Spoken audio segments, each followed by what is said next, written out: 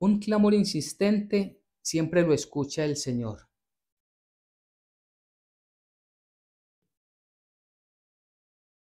Lucas capítulo 18, versículos del 35 al 43, dice la palabra del Señor.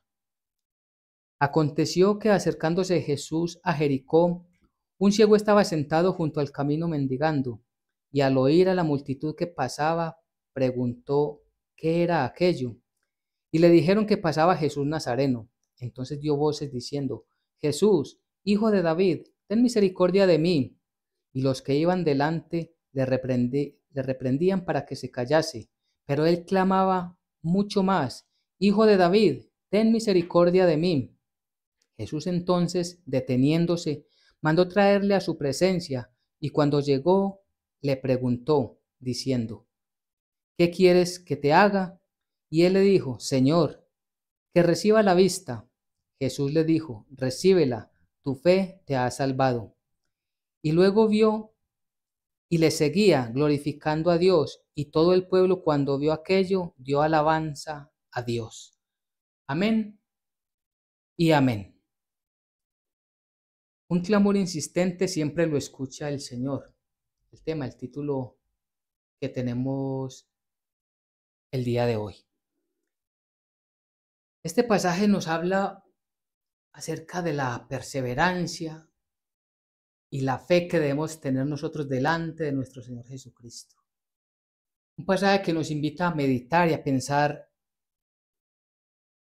qué tan pronto queremos nosotros que Dios obre en nuestras vidas.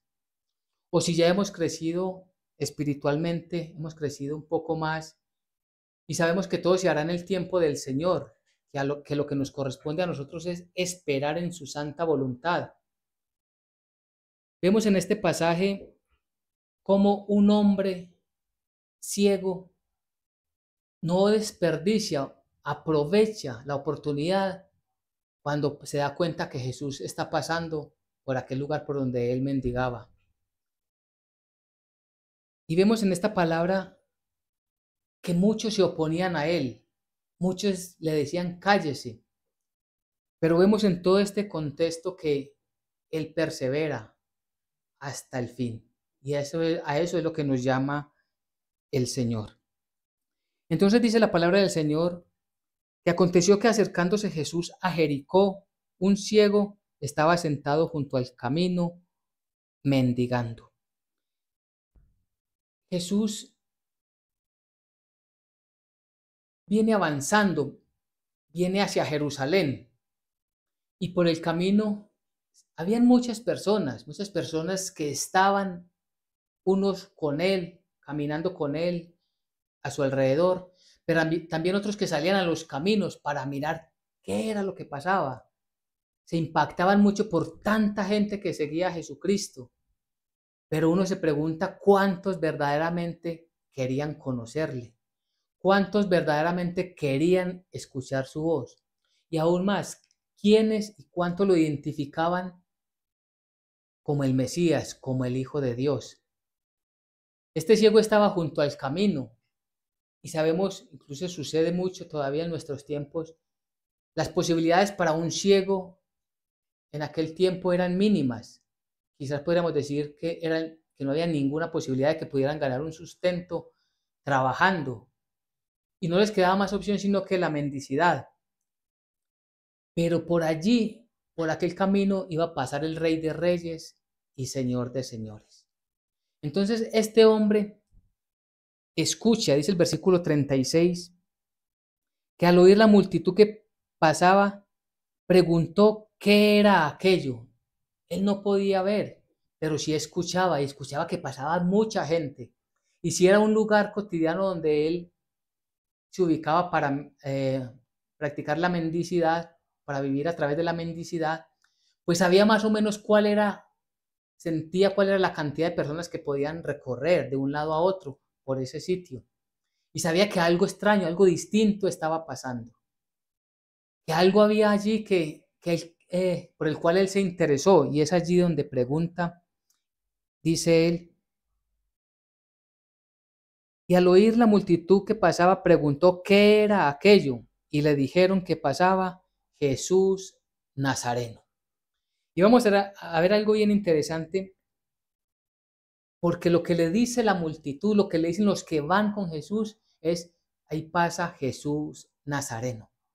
¿Y por qué nos detenemos ahí en la palabra Nazareno?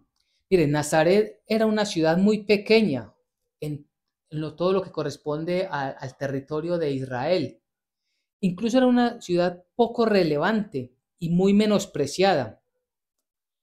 Es decir, ellos, como era tan insignificante dentro de la ubicación geográfica y lo que en sí mismo producía para la nación, no le prestaban mayor atención.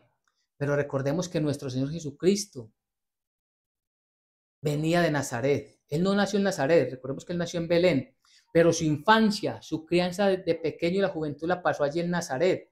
Por eso se le decía Nazareno. Pero aún los mismos israelitas no valoraban ni la ciudad ni las personas que venían de allí, de aquella ciudad. Miremos, por ejemplo, en Juan capítulo 1, versículos 45 y 46. Dice, cuando Jesús estaba llamando a sus discípulos, dice que halló a Felipe. Felipe fue a buscar a Natanael, dice, Felipe halló a Natanael y le dijo, hemos hallado a aquel de quien escribió Moisés en la ley, así como los profetas, a Jesús, el hijo de José de Nazaret. Natanael le dijo, ¿de Nazaret puede salir algo bueno? Le dijo Felipe, ven y ve. Entonces miremos que Natanael dice lo que la mayoría de los israelitas estaban diciendo, puede salir algo bueno de Nazaret. Y es que precisamente es aquí donde nosotros debemos de prestar atención. ¿Por qué? Porque lo que se había anticipado por los profetas de que el Mesías sería menospreciado, de que el Mesías iba a ser para muchos despreciado literalmente, porque fue despreciado, menospreciado. Este no es el hijo del carpintero, le decían, este es de Nazaret, puede haber algo bueno de Nazaret, puede salir algo bueno de allí. Todo eso es el cumplimiento de lo que los profetas habían anunciado. Entonces, cuando Jesús entra a cumplir su ministerio, entra en medio de un desprecio, de un menosprecio. ¿Y qué es lo que le dice Felipe a Natanael? Ven y ve. Ven y ve. ¿Por qué? Porque es necesario que cada uno de nosotros nos acerquemos a la gloria de Dios, nos acerquemos al Hijo de Dios, que veamos lo que Él hace y no nos dejemos nosotros simplemente dejar llevar por lo que la gente habla. Y lo podemos poner en un contexto muy local. De esa persona, ¿qué podemos esperar? Si le conocemos que ha tenido un pasado donde ha sido drogadicto o alcohólico, si sabemos que viene de una familia que nunca ha sido creyente, si sabemos que viene de un lugar donde el evangelio poco o nada se habla, o menosprecian la comunidad completa como tal y dicen, esa iglesia es muy pequeña, yo quiero una iglesia grande donde haya mucha gente. No nos debemos dejar impactar por esto. Cuando hablamos de iglesia, es la reunión de los creyentes, no un lugar físico, sino el lugar de los creyentes. Entonces muchas personas les agrada más donde hay una gran multitud, porque dicen allí sí está la presencia del Señor. Pero ven una iglesia, un grupo de personas pequeño, 4, 5, 10, 15, y dicen, no, ¿qué podemos esperar con esa iglesia con tan poquitos miembros? Pero no es eso lo que nos debe interesar a nosotros. Lo que nos debe interesar es, allí se predica, se enseña la palabra de Dios. Miren, estas mega iglesias a las que hacíamos referencia como ejemplo, una gran multitud, pero no se está enseñando, no se está predicando la palabra del Señor. Se está hablando del diezmo, se sobreenfatiza del diezmo. Traiga las ofrendas al altar para que el Señor lo prospere. Ese no es el Evangelio de Jesucristo. Es el evangelio de la avaricia. Y se enreda la gente diciendo, no, es que usted como hijo de Dios, usted tiene que vivir bien. Y no se está hablando de que tenemos pecados que confesar y arrepentirnos, principalmente arrepentirnos de todo pecado. No se habla del arrepentimiento. Mientras que en la iglesia pequeña se puede estar hablando de una mejor manera acerca del evangelio, se puede estar hablando de los juicios de Dios, de que vendrá un juicio venidero, perdón la redundancia, que vendrá un juicio, que vendrá un castigo para quienes no crean, que es necesario el arrepentimiento como parte esencial del evangelio de nuestro Señor Jesucristo. Entonces, esta es la gran diferencia.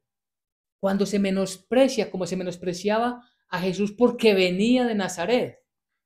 Y miremos cuál es, volviendo al texto, cuál es la reacción de este hombre ciego en el versículo 38.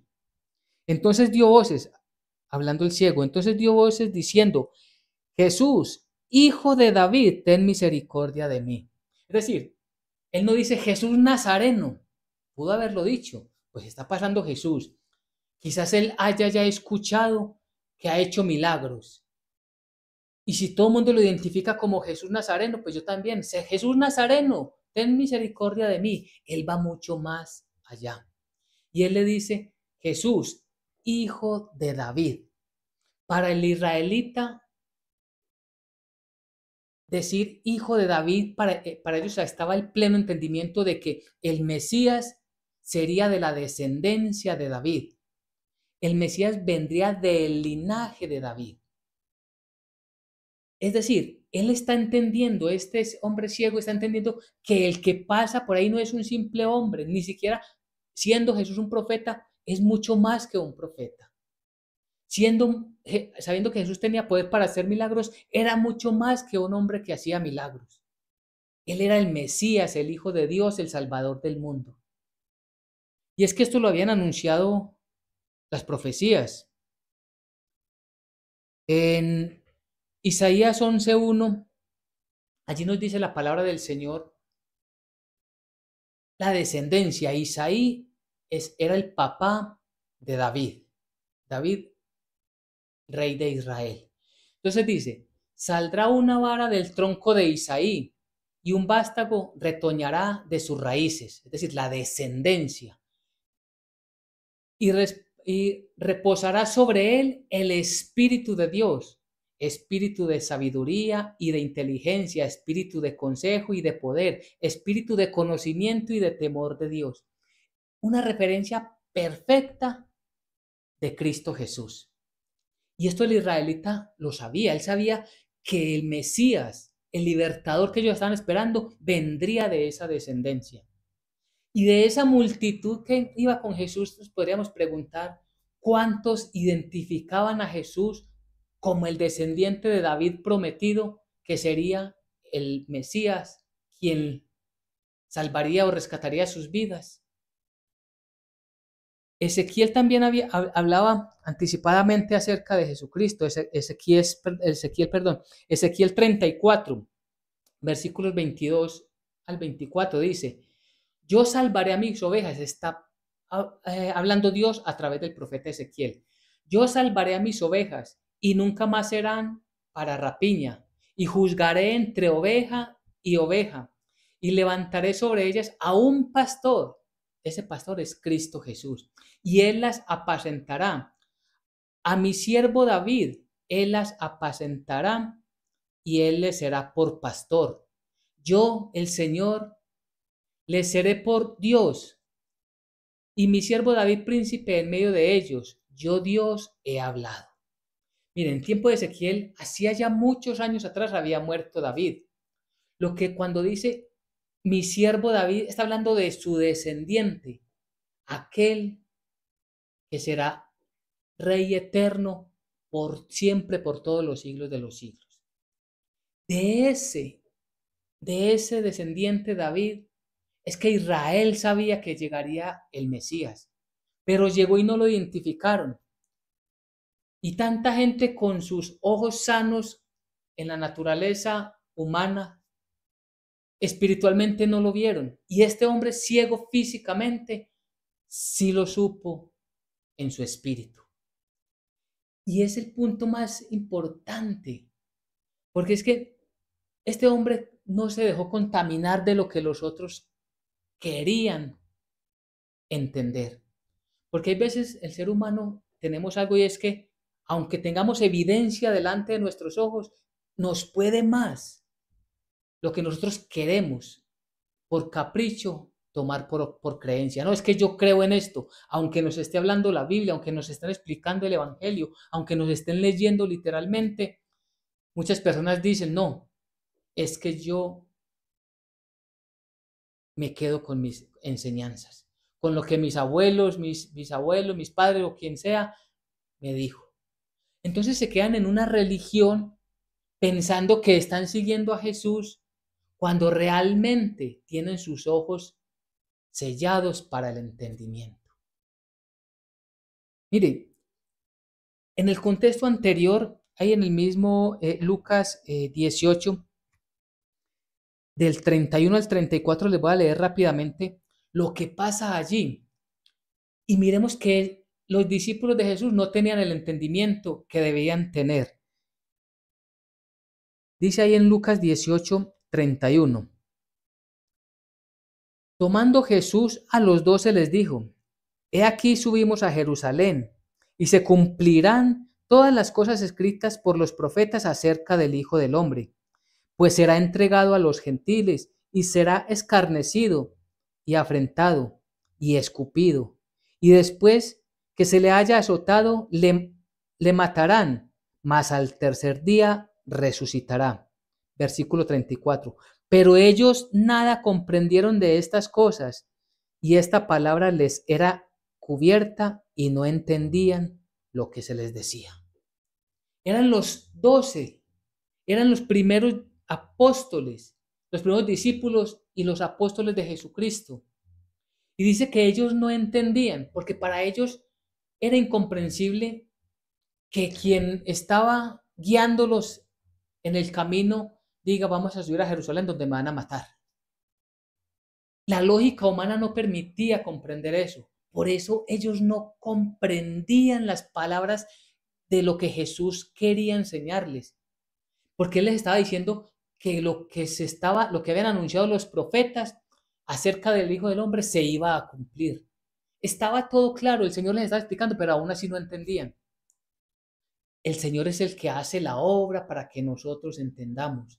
Por eso es tan importante pedirle al Señor sabiduría. Es tan importante cuando nos acerquemos a un pasaje bíblico y no lo comprendamos, la oración, porque siempre debemos orar antes de leer la palabra y después de leer la palabra, la santa palabra del Señor. Y decirle, Señor, dame sabiduría porque este pasaje no lo entiendo. Y Él nos guía a través del Espíritu Santo para que sigamos escudriñando en las Escrituras y allí encontraremos las respuestas en la misma Biblia. Ellos entonces, ¿qué pasaba con ellos? Ellos no estaban viendo. Y este hombre ciego sí entendió que Él era el Mesías, sí entendió que Él era el Hijo de David. Y por eso Él clama, dice, volviendo al pasaje, dice que Él daba voces diciendo, Jesús, Hijo de David, ten misericordia de mí. Pero esto para la gente era algo no aceptable, dice el versículo 39, perdón.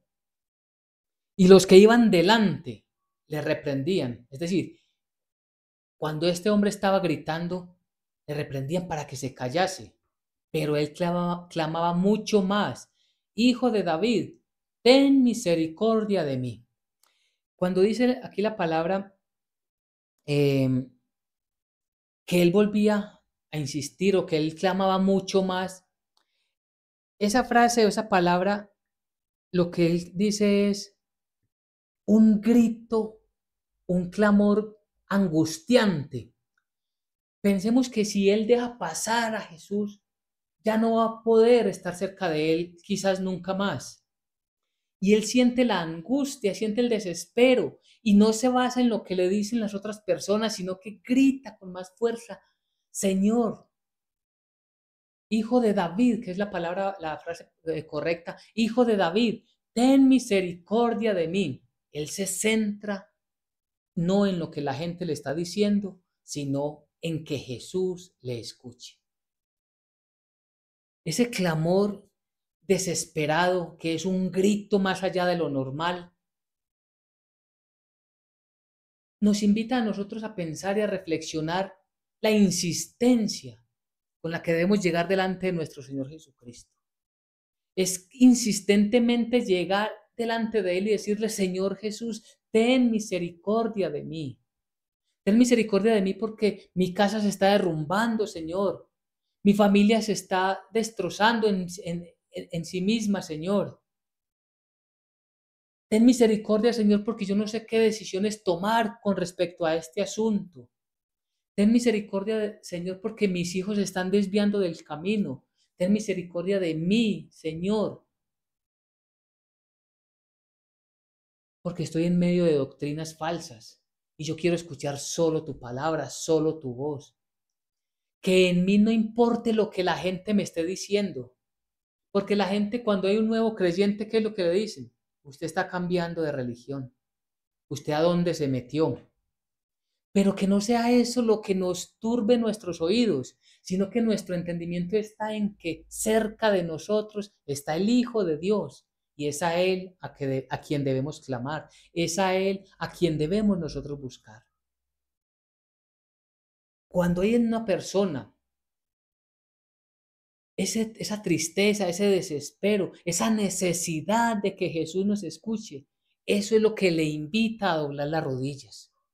Eso es lo que le invita a doblar su servicio y reconocer que esos tiempos de altivez, de arrogancia, de prepotencia, de nada sirvieron y que hoy necesito quien me auxilie. Y ese auxilio solamente, bien dice el salmista, ¿de dónde vendrá mi socorro?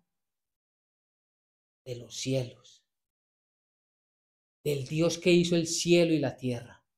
Él es nuestro pronto auxilio, nuestro socorro, nuestro libertador, el Dios en quien confiamos. Cuando una persona todavía está en sus argumentos de este siglo, no necesita al Mesías y puede que participe de una reunión religiosa, no cristiana, religiosa, y piense que está prestando un favor a Dios con una u otra actividad, pero aún no siente la necesidad de clamarle con un ruego verdadero, con un dolor necesitado de que Dios le escuche. Este hombre sí lo entendía. Y nuevamente, otra vez, ¿cuántas personas de los que iban con Jesús le identificaban como el Hijo de Dios, como el Hijo de David, como el siervo sufriente, como el libertador, el Mesías? O simplemente iban de él porque venía por todo el camino haciendo milagros y uno no quiere perderse esos espectáculos. Ah, sí, yo vi cuando pasó esto. Pero resulta que el ciego no había visto nada, pero sí había escuchado y entendido, tenía el entendimiento de que él era el Mesías prometido. Lo que Felipe le dijo a Natanael, hemos hallado aquel del que habló Moisés, ven y ven. Y esa es la invitación para que todos lleguemos y veamos a Cristo Jesús en la santa palabra en la Biblia, que veamos a Jesús obrando en nuestras vidas cuando nos postramos delante de Él, que veamos a Jesús trabajando en nosotros para que cambiemos esas actitudes a las que nos hemos resistido tanto, pero que cuando le clamamos sentimos que nos derramamos completamente delante de Él, que no nos quedan fuerzas, sino, Señor, haz conmigo lo que tú quieras. Aquí estoy. Me rindo. Es una rendición delante del Señor. Aquí estoy, Señor. Ten misericordia de mí. Así que no nos dejemos nosotros turbar por lo que las otras gentes digan, sino que mantengámonos firme en nuestra fe en Cristo Jesús y nuestro servicio a nuestro Señor y Salvador. Identifiquémoslo a Él como lo identificó este hombre, porque dice la palabra del Señor, versículo 40. Jesús entonces Deteniéndose, mandó traerle a su presencia. Y cuando llegó, le preguntó, diciendo, ¿qué quieres que te haga? Y él le dijo, Señor, que reciba la vista.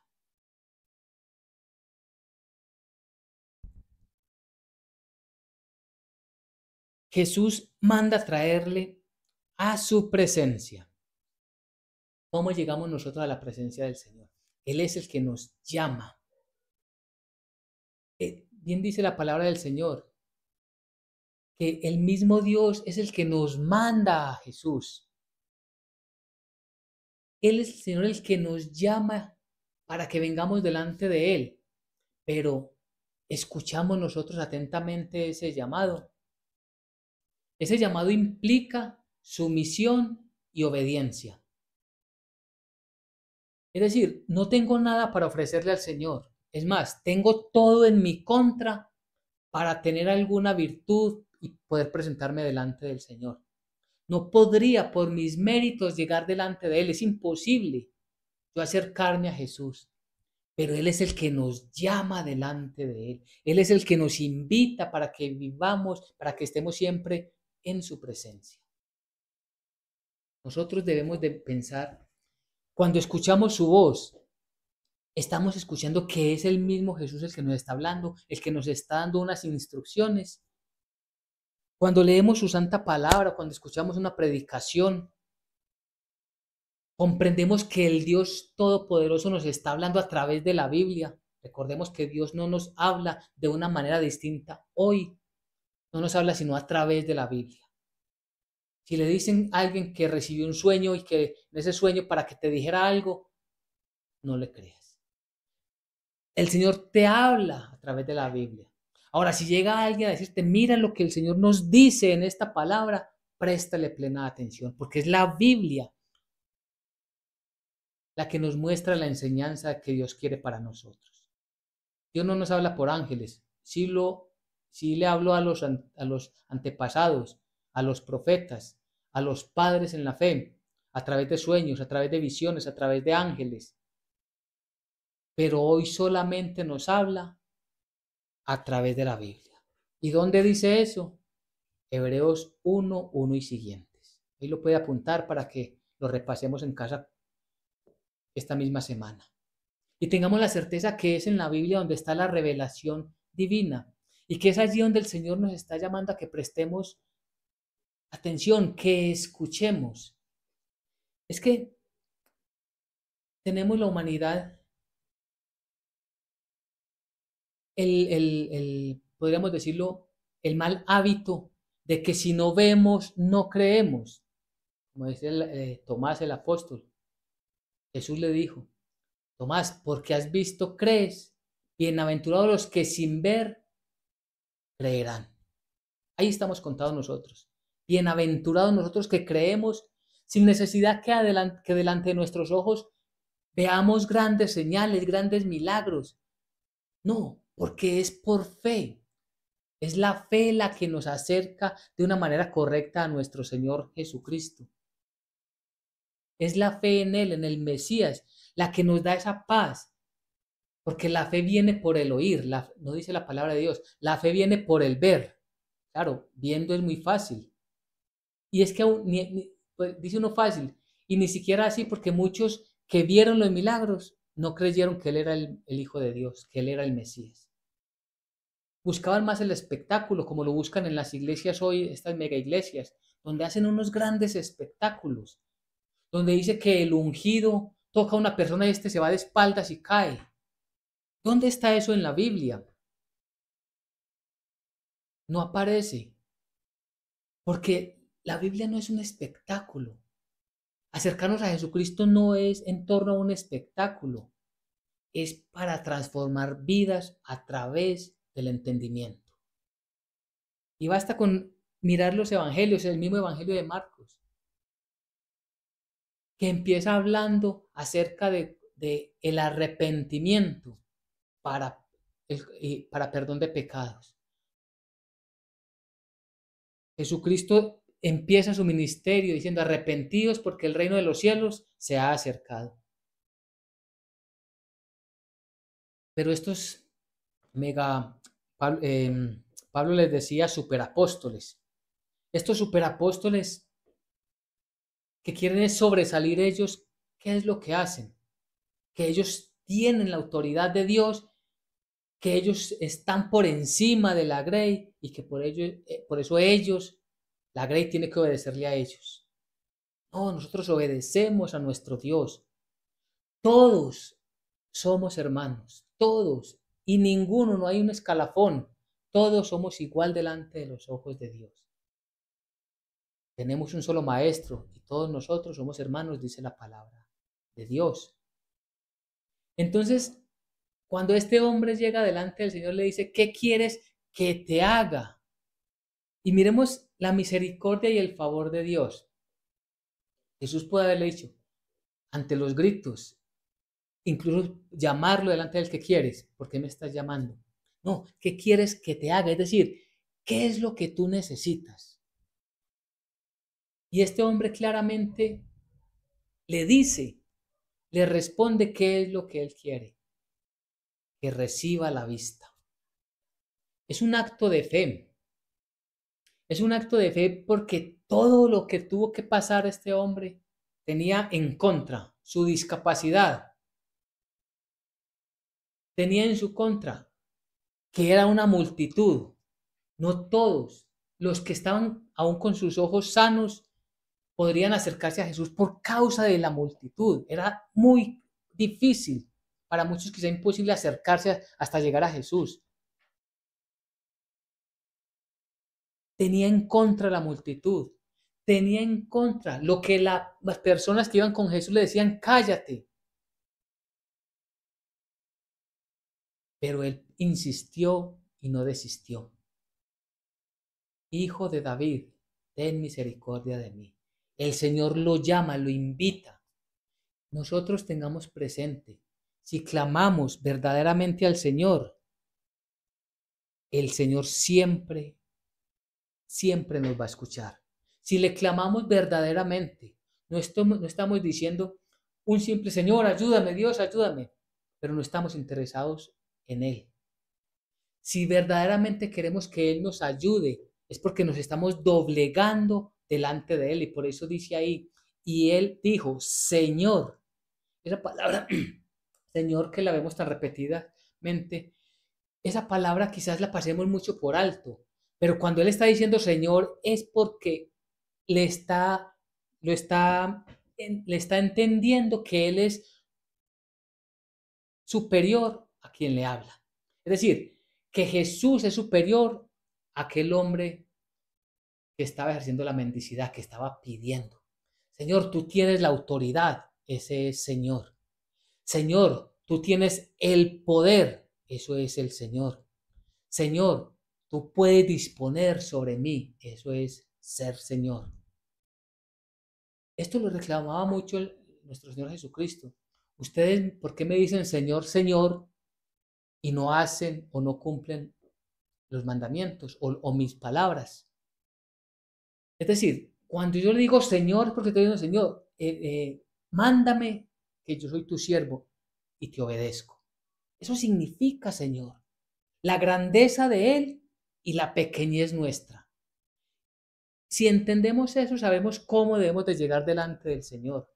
No es una relación uno a uno, como muchos pretenden serlo o incluso enseñarlo. Que yo tengo derechos delante del Señor. ¿Qué derechos podemos tener nosotros?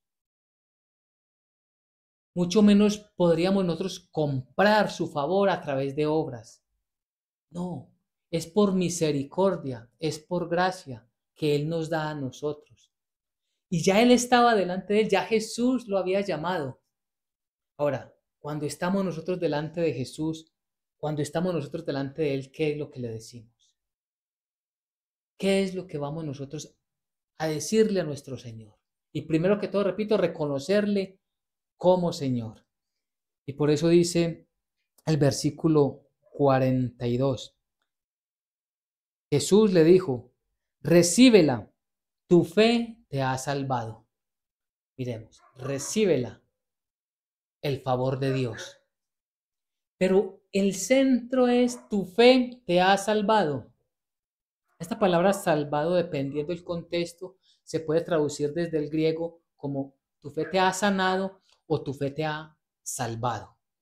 Pero el mismo contexto da para decir que es salvado, porque él no solamente recibió la sanación física, sino que él le siguió. Lo vamos a ver más adelante. Y es que cuando una persona es perseverante en la fe, recibe la bendición del Señor. Miren, no tomemos por fe simplemente que yo hago una oración a la ligera y que Dios me va a responder. Y me desentiendo de las escrituras, me desentiendo de la predicación, me desentiendo de la congregación. En el libro de Hebreos también el Señor nos manda, dice, que no nos dejemos de congregar como algunos tienen por costumbre. Y muchos simplemente van buscando a ese hombre milagroso, pero no al Hijo de Dios. Y lo que nos está diciendo es por fe, nosotros permanecemos en Él, porque ya cada día Él por gracia nos permite conocerle más y acercarnos más delante de Él y esperar en Él. La perfección la da es Cristo Jesús, nosotros somos imperfectos y esta estatura espiritual alcanzaremos cuando Él nos llame delante de sí. Y estamos en un proceso, significa que somos dependientes completamente de Él. Y eso no lo podemos olvidar, que Él siempre va a orar conforme a su voluntad. Cuando le oramos, estamos demostrando que dependemos de Él y que no queremos hacer nada por nuestra fuerza y voluntad, sino que queremos estar viviendo en Él. Tu fe te ha salvado. Versículo 43. Y luego vio, es decir, recobró la vista o recibió la vista y le seguía glorificando a Dios. ¿Cuál es la respuesta de un hombre salvado? O más bien, ¿cuál es la diferencia de un hombre que ha sido sanado y un hombre que ha sido salvado? Allí prestemos atención, porque el hombre sanado, en su gran mayoría, recordemos cuando Jesús sana a 10 leprosos, de los 10, 9 se fueron y solo uno volvió para darle la gloria a Dios. Esa es la diferencia. Los 9 sanados estaban buscando el milagro, esperaban la sanación, no les interesaba el Mesías. El hombre salvado, ese hombre permanece como siervo del Señor, permanece como seguidor de Jesucristo. Esa es la gran diferencia, que la guardemos en nuestras vidas, en nuestros corazones. Recordemos que como la salvación es por gracia y no por obras, yo no hago obras para que el Señor me salve, sino que yo hago buenas obras conforme a Efesios 2, 8, 9 y siguientes. Yo hago buenas obras como testimonio de que Dios me ha dado una salvación en Cristo Jesús, de que soy un hombre salvo y que ahora busco mínimamente, me esfuerzo en obedecerle. Le sigo, ya no quiero separarme de él, porque mire lo que él dice, le seguía glorificando a Dios. Y otra vez, ¿cómo glorificamos nosotros a Dios? Diciéndole, Dios, yo te amo. Recordemos que el amor de Dios se manifestó en una acción, porque tanto amó a Dios al mundo que dio una acción, que dio a su propio Hijo para que todo aquel que en él crea no se pierda, mas tenga vida eterna. Entonces, el amor si nosotros queremos decirle a Dios que lo amamos, no es con nuestras palabras, sino con nuestras acciones, con nuestro cambio de vida, con nuestro comportamiento renovado, con esa regeneración de la que habla la carta de Pablo a Tito, esa regeneración que sea evidente en nuestras vidas, aún en medio de dificultades y tribulaciones, como hemos hablado en otras reuniones. Aún allí nosotros debemos de perseverar en glorificar a Dios, porque esto no solamente sirvió para que él, este hombre, lo glorificara, sino porque dice la palabra, y todo el pueblo, cuando vio aquello, dio alabanza a Dios.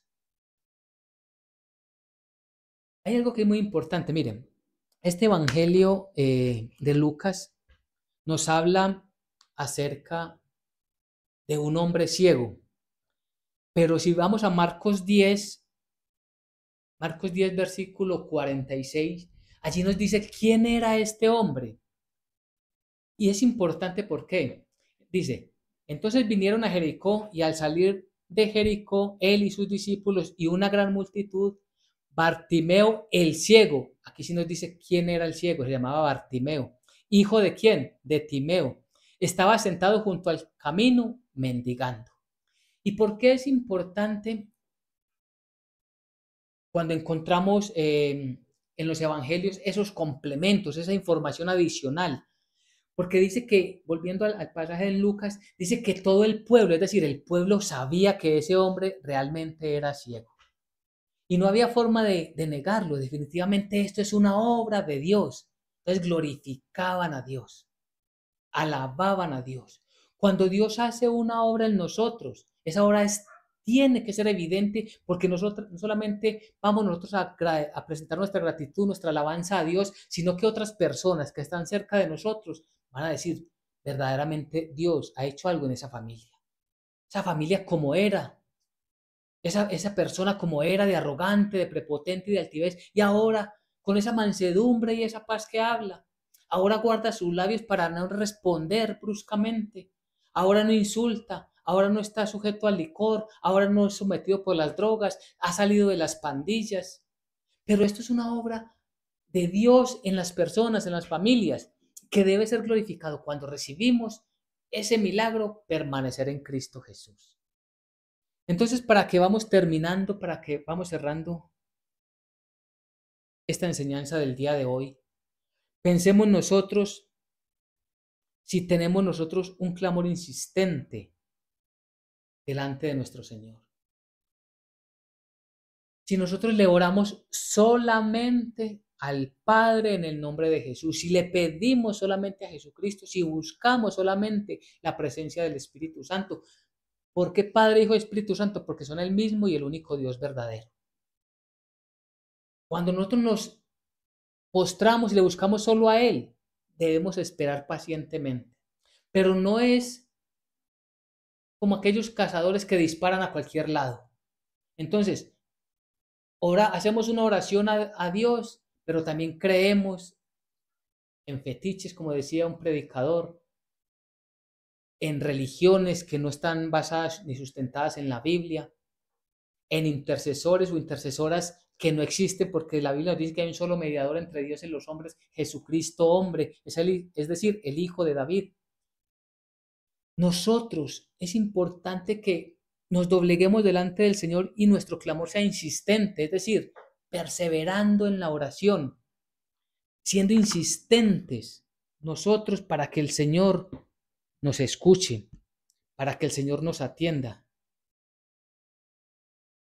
En este capítulo 18, versículo 1 de Lucas, yo creo que nos dice algo que es muy importante. Y allí nos dice, también le refirió Jesús una parábola sobre la necesidad de orar siempre y no desmayar. Es que es el contexto, el buscar, el clamar, el orar, el rogarle a Jesús sin desmayar. Y allí debemos de presentar nosotros nuestras súplicas. No dice orarle a Jesús y a María. O tampoco dice orarle a María, que eso es lo mismo como si le estuvieras diciendo a Jesús. No, eso no es bíblico. Eso son cosas que las religiones se inventaron. Nuestra oración, nuestro clamor bíblicamente, lo debemos hacer, bíblicamente, y es a Jesús. Orarle al Padre como Él nos enseñó, en el nombre de Jesús. Y esperar confiadamente, porque Él nos responderá. Y si nosotros tenemos verdaderamente nuestra esperanza puesta en Él, recibiremos de Él respuestas. Si nosotros tenemos la perseverancia, la oración, la súplica, el clamor solamente a Él, vamos a recibir respuestas. Así que siempre, siempre tengamos un clamor insistente que el Señor siempre lo va a escuchar. El Señor siempre va a atender todos nuestros ruegos. Y no nos dejemos perturbar por lo que dice la gente. No nos dejemos perturbar porque en aquella comunidad hay menos gente que en esta, que hay cientos de miles de personas.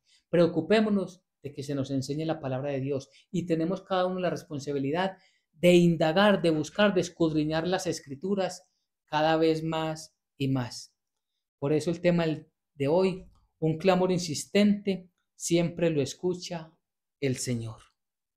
Amén y amén.